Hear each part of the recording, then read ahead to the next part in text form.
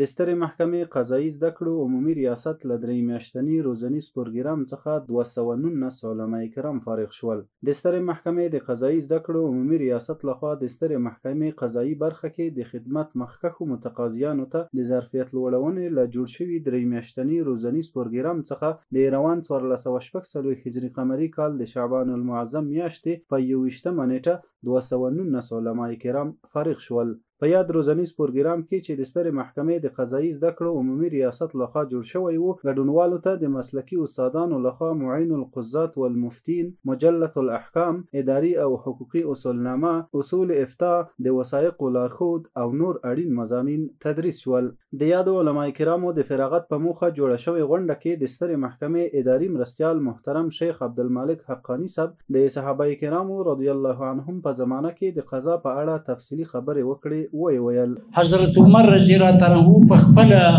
دا چې کوم به قاضیان ټاکل کېدل دا په خپل د ټاکل او یا به نایبان درولي وو، دغه نایبانو په توسط به دا قاضیان ودته ښوول کېدل، حتی ولسوالانو ته به یې ویل چې تاسو یو اهل مستعد علما ما ته راواستوئ. او حضرت عمر صاحب عملی امتحان زندگی اخستی، دا د صحابو سره امتحان اخستی. هلته دا مسله نه وه چې ما په څو غزواتو کې ما څه قربانۍ، ما څه شهادتونه، ما څه تکالیف ګاللي دي. بیا عمر رضی الله عنه دا مکلفیت و، د به عملا په قضا کې به کښېنستی، د قضا په مجلس کې به کښېنستی، عملی امتحان به یې اخیستی. محترم شیخ عبدالمالک حقانی صاحب د روزنیز پروګرام فارغینو ته په خطاب کې وویل زموږ اساس پر دیانت ولاړ دی، زموږ اساس پر تقوا ولاړ دی، زموږ اساس پر ژمنتیا او پر امانتداري باندې ولاړ دی او پر اخلاص و صداقت او استعداد لازمی دی. دغه راز د سترې محکمې نظامی مرستیال محترم شیخ خیرجان خیرخوا صاحب په یاده غونډه کې وویل د قضا اهمیت د لمر روښانه دی، ځکه درې شیان ډېر مهم دي په شریعت کې او د هغه درو دپاره د انبیاو بیاست سوی دی: د اجتماعي عدالت راوستل، د ظلم مخنیوی، امر بالمعروف نهی عن المنکر کول. دا در سره په قضا کې نغښتي دي. د عدل په برکت باندې د الله دا نظام د مځکو د اسمانو ولاړ او اجتماعي عدالت هغه په قضا باندې راځي.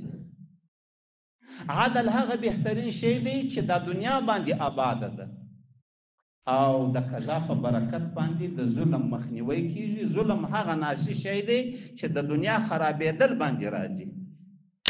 او پیغمبر صلی الله علیه وسلم فرمایي من رأى منکم المنکر فلیغیره بیده.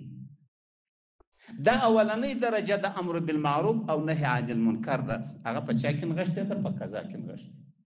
دا یوه نمونه ده د قضا د اهمیت. داسې تاسو علم د قضا حاصل کړئ او آینده کې اراده د قضا لرئ. یوه خبره زه په خپلو خبرو کې در سره شریکوم چې ډېره اهمه ده، هغه دا چې تاسو اراده د قضا لرئ، تاسو نیت د قضا لرئ. اوس دغه اراده او نیت د دې د اصلاح دپاره باید کوشش وشي چې زه قضا ته چمتو یم، نیت مې په دې کې څه دی، مقصد مې په دې کې څه دی. دا مهمه خبره ده. د مذاکرې په شکل باندې دا خبره سره شریکوو. دوستانو تاسو ته بهترینه معلومه ده چې نیت هغه یو دومره ښایسته جوهر دی چې د انسان عادت په عبادت باندې وربدلوي. محترم شیخ خیرجان خیرخوا صاحب فارغ شوو علما کرامو ته په خطاب وویل له دې فراغت وروسته به داسې اراده کوئ چې زما په ذریعه به د الله تعالی نظام د الله تعالی په ځمکه قایم شي، ورکړل شوې قربانۍ ضایع نشي او د ټولو شهیدانو ارمانونه پوره شي. د سترې محکمې د قضایي زده کړو عمومي رئیس محترم شیخ قیام الدین قانت صاحب د یاد روزنیز پروګرام په اړه وویل یو تعداد علما کرام دوی سترې محکمې ته عریضه کړې او دوی غوښته چې د سترې محکمې د قضایي په بحث کې دوی جذب شي. البته په هغه امتحان کې تقریبا 1500 کسان علما کرام د افغانستان د مختلفو ولایاتو هغوی امتحان ته حاضر شو او امتحان ورکړل. په هغه جمله کې 180 کسان کوم کسان چې کامیاب شوي او اوچت نمبرونه اخیستي وو د سترې محکمې د مسؤلینو له طرفه د 3 میاشتنۍ سیمینار لپاره انتخاب شو. د دغه 3 میاشتني روزنیز پروګرام ګډونوال محترم مولوي عبدالرشید صافي وویل: السلام علیکم ورحمت الله. زما نوم مولوي عبدالرشید صافي دی. اصلا د ننګرهار اوسیدونکي د خوږیاڼو ولسوالۍ اوسیدونکي یم او دلته په الحال په کابل پغمان ولسوالۍ کې اوسېږم. تقریبا دغه 3 میاشتې مخکې د امارت اسلامي کوم د سترې محکمې له خوا نه موږ نه یو امتحان واخیستلی شو. په امتحان کې تقریبا 209 نفره یا زیاتو کم داسې ټول کامیاب شو. بیا راغلو دلته روي غوښتو سترې محکمې له خوا نه دعوت شو. بیا راغلو مثلا د امتحان سیمینار شروع شو. الحمدلله موږ ته استادانو ډېر ښایسته درسونه راکړل، ډېر ښکلي درسونه. رئیس صاحب هم ډېر ښه خدمت موږ ته وکړ. مثلا سترې محکمې هم زموږ ډېر زیات خدمت وکړ. موږ ته ټول اسباب چې څه وو هغه مهیا کړل. درسونه الحمدلله اوس پای ته ورسېد. امتحان انشاءالله په ډېر ښه سرته ورسېد، اخر ته ورسېد. امتحانونه مو ورته ورکړل. اوس انشاءالله جلسه جوړېدونکې د هغې نه بعد به انشاءالله موږ د اسلامي نظام د چتر نه لاندې هر رقم خدمت او قضا ته او که نور څه خدمت چې هر خدمت په موږ باندې انشاءالله هغې ته موږ همیشه لپاره آماده ولاړ یو او ټول ملګري انشاءالله په ښه اخلاص باندې ورته ولاړ یو کوو به انشاءالله. دغه راز د روزنیز پروګرام بل ګډونوال مولوي لطف الله طارق وویل: الرحمن الرحیم. مولوی لطف الله طارق از ولایت غور هستم. ما 3 بار میشه که الحمدلله در اینجا تعلیمات قضایی رو سپری کردیم. استادای مجرب ما درس دادن الحمدلله.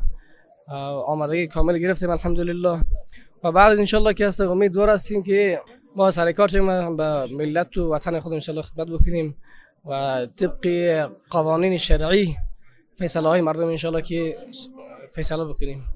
د سیمینار نورو ګډونوالو هم د سترې محکمې له محترم مشرتابه څخه مننه وکړه چې د دوی د ظرفیت لوړونې په موخه یې دغه اوږدمهاله روزنیز پروګرام جوړ کړی و. د یادونې وړ ده چې د سترې محکمې د قضایي زده کړو عمومي ریاست لخوا وخت پر وخت د محاکمو قضایي غړو او نوو ګمارل شوو علما کرامو ته د ظرفیت لوړونې په موخه لنډمهاله او اوږدمهاله روزنیز پروګرامونه جوړ شوي دي.